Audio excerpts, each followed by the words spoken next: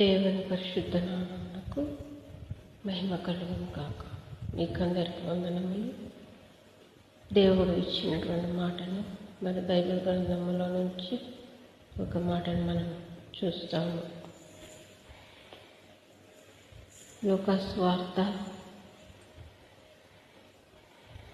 3వ అధ్యాయం 7వ వచనంలో ఒక మాట 8 నుంచి 7 నుంచి కూడా చదువుకుంటే క్లియర్గా అర్థమవుతుంది.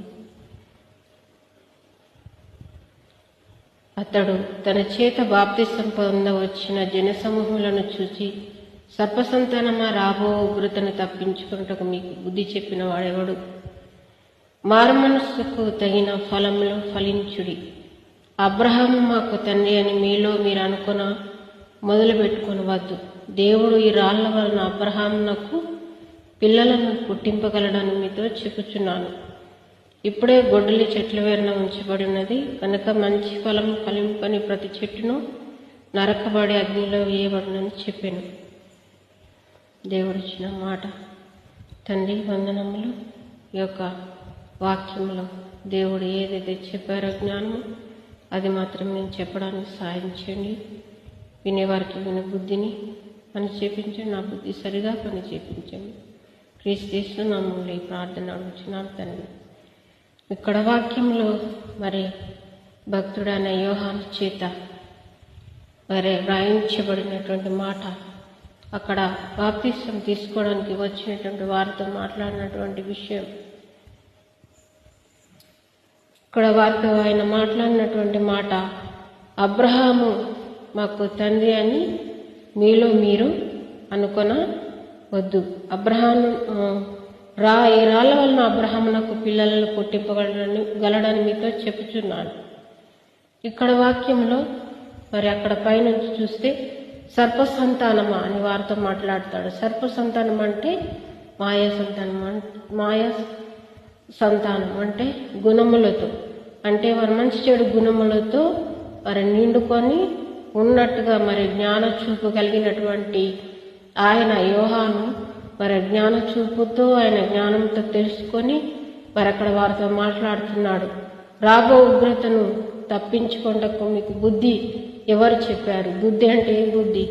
దేవుని గురించినటువంటి బుద్ధి, దేవుని గురించిన మాటలు, జ్ఞానము మీకు ఎవరు చెప్పారు? మరి మీరు అబ్రహాము సంతానమని మీలో మీరు అనుకున మొదలు పెట్టవద్దు. వారు విరవీగుతూ బతుకుతున్నారు మాయతో గుణములతో. అందుకే సర్పసంతానమా అని అక్కడ వారితో మాట్లాడాడు. మీరు అబ్రహాము సంతానమని మీరు అనుకోవద్దు. ఈ రాళ్ల వలన అబ్రహామునకు దేవుడు పిల్లలను పుట్టించగలడు.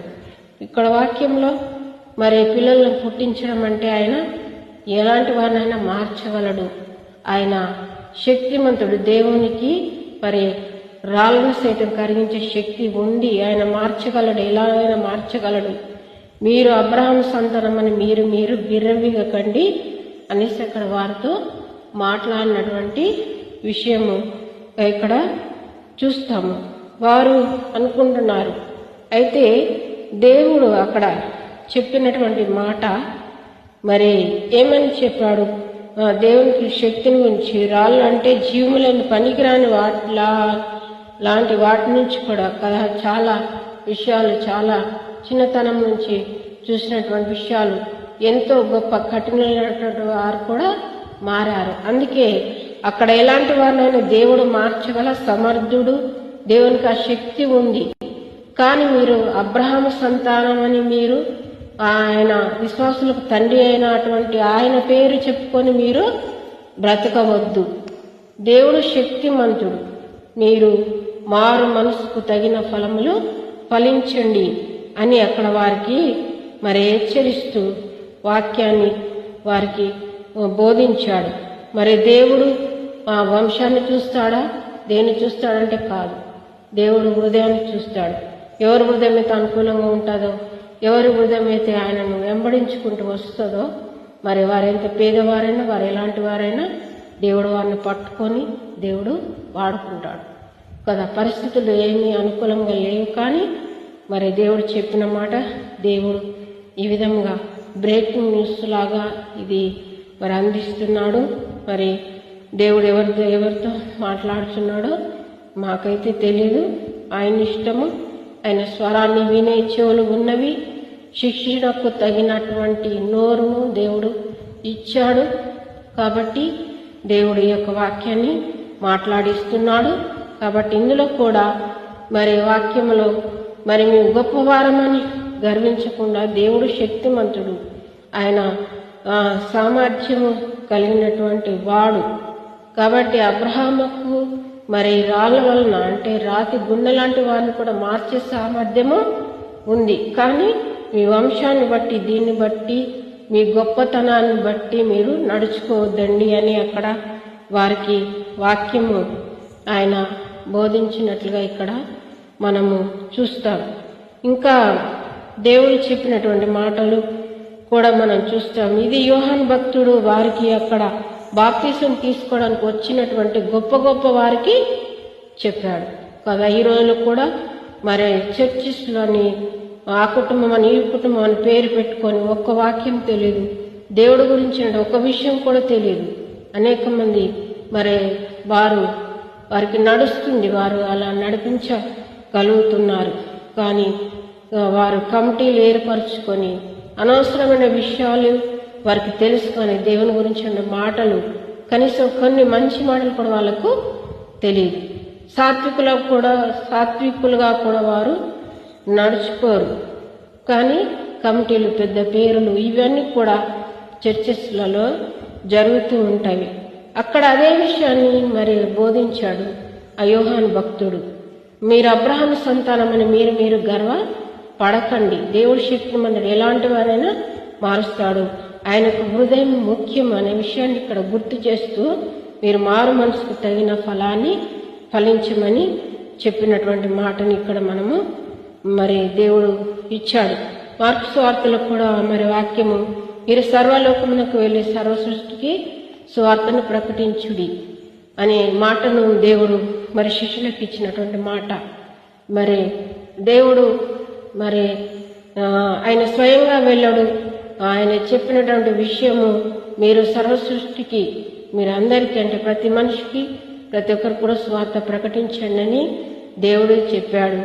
మీరే వెళ్ళి చెప్పాలని చెప్పాడు. నేను స్వయంగా రాను, మీరే వెళ్ళాలి అని చెప్పాడు. శిష్యులుగా తయారు చేయమని చెప్పాడు.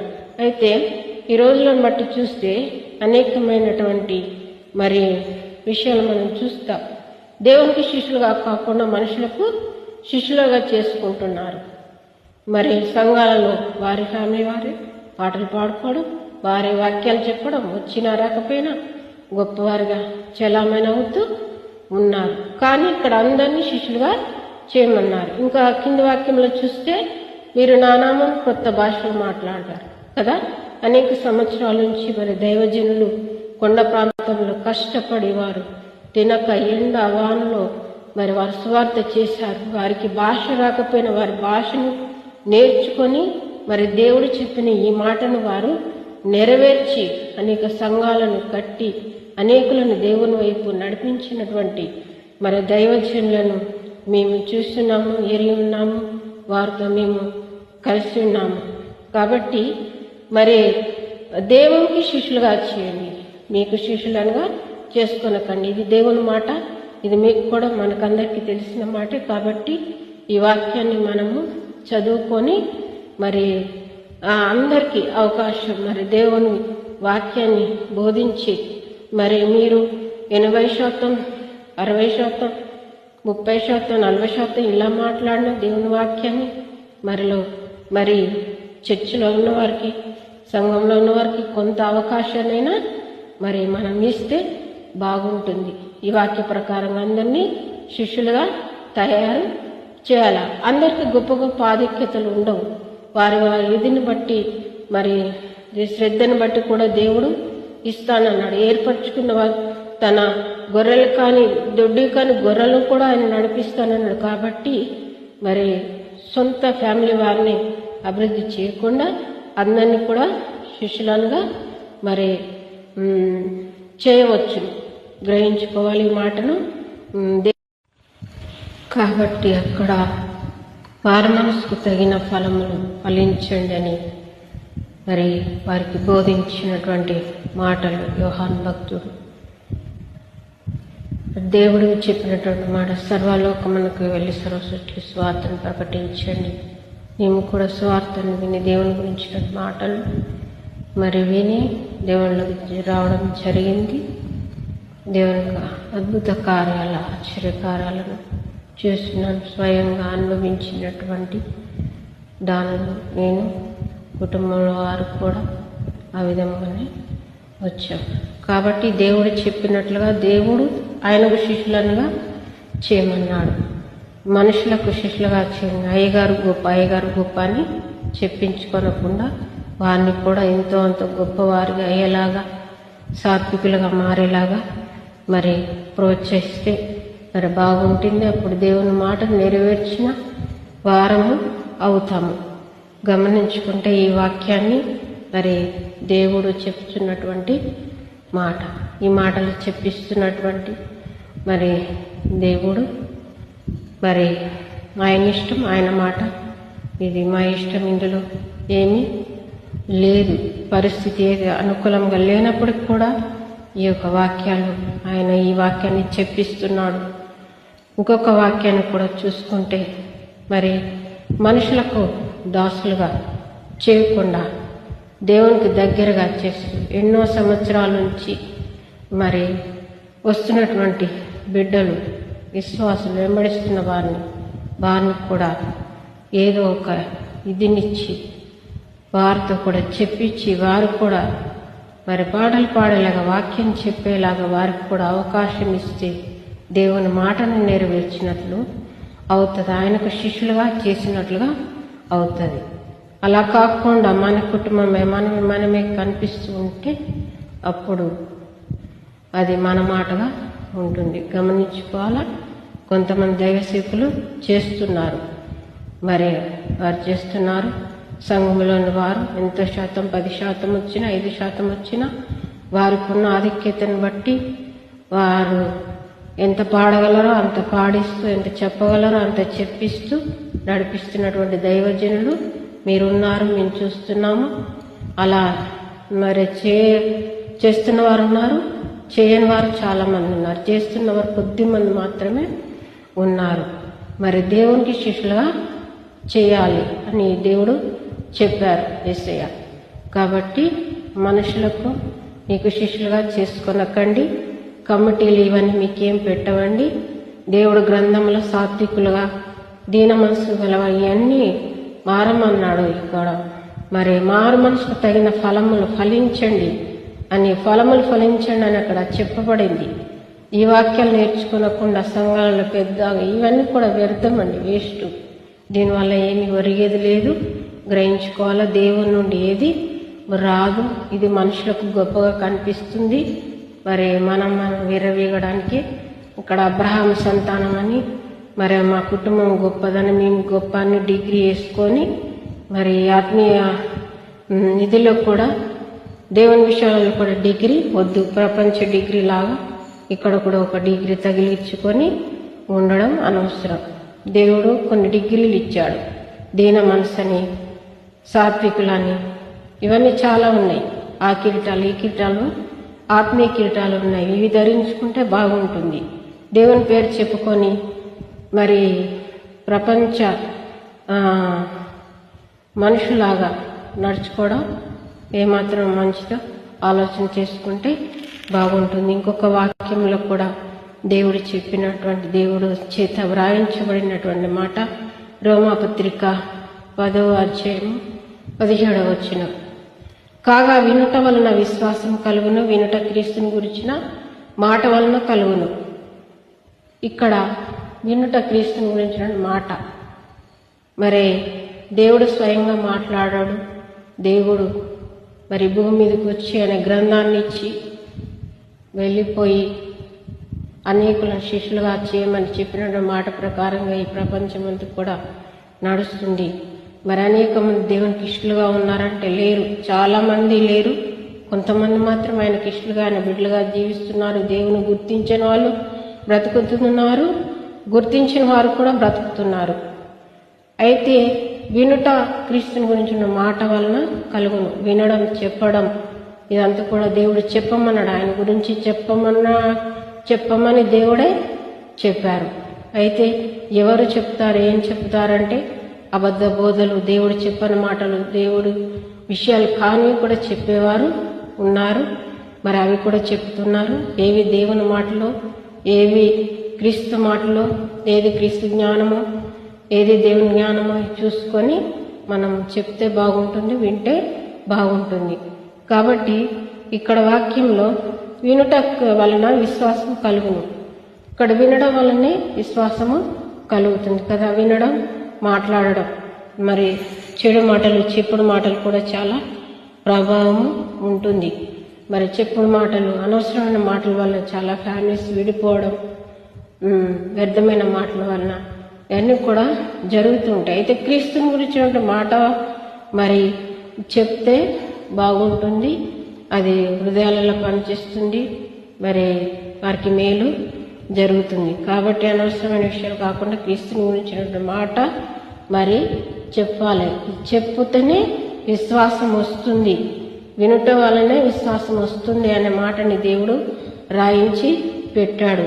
అది క్రీస్తు మాటగా ఉండాలి, గురువు మాటగా ఉండాలి, దేవుని మాటగా ఉండాలి. కానీ మన ఇష్టమైన మాటలుగా అవి ఉండకూడదు. వినుట వలనే విశ్వాసము వస్తుంది. కాబట్టి ఇలా చెప్పమని దేవుడే చెప్పారు. కాబట్టి దేవుడు చెప్పినట్లుగా చెప్పాలి. మన ఇష్టానుసారంగా మనం చెప్పుకోవడానికి వీలు లేదు. అక్కడ వాక్యంలో ముందుగా చూసిన అబ్రహాము సంతానం అని మీలో మీరు అనుకొనవద్దు.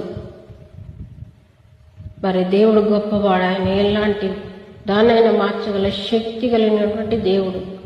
మీరు ట్యాగ్ తగిలించుకొని అబ్రహాము సంతానము, విశ్వాసులకు తండ్రి అయిన బిడ్డలో మేమని మీరు అనుకొనవద్దు. మనం కూడా ఇలాంటివి తగిలించుకొని ఉంటున్నాము. అవన్నీ తీసివేసి మనము దేవుడు చెప్పినట్లుగా ఉండాలి. దేవుడు ఇచ్చినటువంటి ఈ మాట, మరి ఇది దేవుని మాట, ఇది మా మాట కాదు. కాబట్టి దేవుడు ఈ వాక్యాన్ని దీవించును గాక. దేవునికి వాక్యాన్ని సమర్పిస్తున్నాను. వందనములు.